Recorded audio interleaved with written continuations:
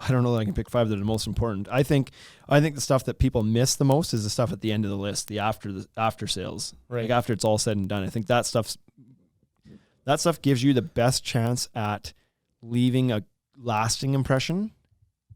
You know what I mean? Yeah. Like that's going to put you over top. If you did your deck for somebody and they would give you like an 8 out of 10, they're like, they were really good. Yeah. Not perfect, but really good. Yeah. If you follow up and you nail them with like a thank you gift and then you check in after months and be like, anything I can do to make that better, you can turn that 8 to a 10 just by doing those 2 things. Yeah. So I think those things are really important. I do think the upfront stuff is very important as well. So I have a couple up front that I think are important. I believe that the irony on this is not lost. I believe that being on time is really important. Yeah. I'm arguably the worst person on earth for being on time. I'm late for everything. Yeah. But I think it's important. Me too. I think providing the insurance and WCB is really, really important. I think that's a step that not everybody is doing.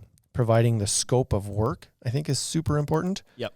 Cleaning up the job site at the end is finished, like actually polish it up and then follow up 1 month after. Yep. If I could pick 5 out of there, I'd be like, be on time, show them that you're a super professional, be very clear about what's going to happen in the job, whether that's a contract or whatever, and then clean up after yourself and follow up.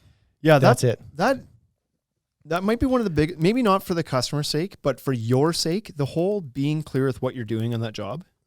Yeah. Like your scope of work is probably one of the most neglected things, except with businesses that really have their shit together. Yeah.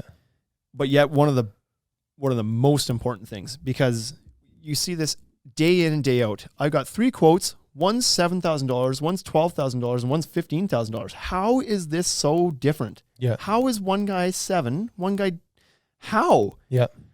And nobody provides a thorough enough scope of work that you can even answer that question. You can't even nobody can help them to say like, well, the first guy actually didn't even include railing. The second guy seems like a reasonable estimate. And the third guy, well, he's G-taping all the joists. Yep. So that's an extra cost. He's actually using a better railing than what the first guy was going to use, or second guy was going to use. First guy wasn't using railing. And this guy's skirting in the whole deck. Yeah. Nobody else was skirting it.